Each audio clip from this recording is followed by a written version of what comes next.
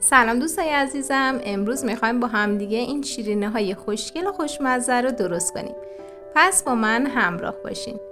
برای درست کردنش حدود 120 گرم کره داخل ظرفی میریزیم و 1/3 پیمانه پودر قند بهش اضافه میکنیم و با دور کند همزن اینها رو خوب مخلوط میکنیم.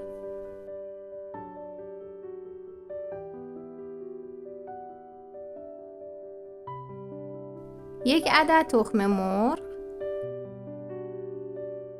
1/2 قاشق چایخوری وانیل و 1/2 قاشق چایخوری بیکینگ پودر اضافه میکنیم و مخلوط میکنیم.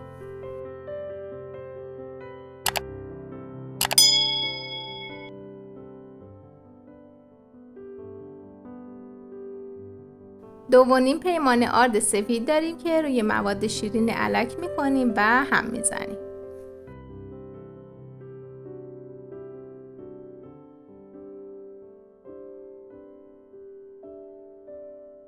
وقتی که آرد کمی با مواد مخلوط شد باید با دست اون رو ورز بدیم تا به شکل خمیر در بیاد.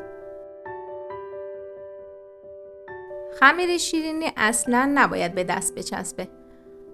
خمیر رو ما بین نایلون میگذاریم، با وردن پهن میکنیم تا ضخامت خمیرمون به 1 سانتیمتر برسه.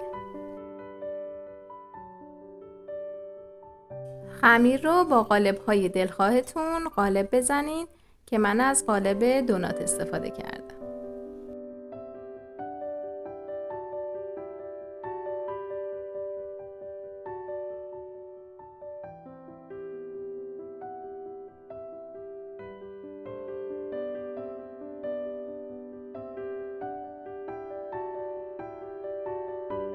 کف قالبی که میخوایم داخل فر قرار بدیم رو کمی چرب میکنیم. شیرینه ها رو داخل قالب میچینیم و به مدت 20 دقیقه درون فر با درجه حرارت 150 درجه فارنهایت قرار میدیم. دوستان عزیزی که برای اولین بار ویدیوهای من رو میبینن، من سپیده هستم و توی این کانال انواع غذاها، دسرها و نوشیدنی‌ها رو آموزش میدم.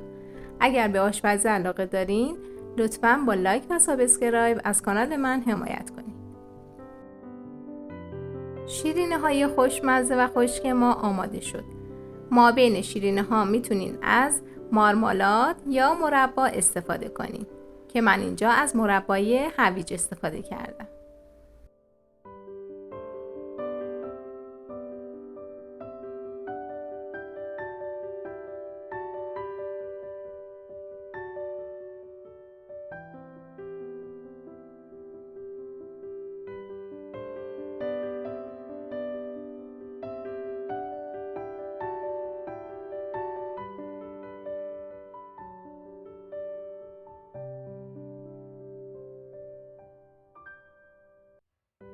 خب شیرینه های خوشمزه ما آماده است که من برای تزیینش از شکلات آب شده استفاده کردم.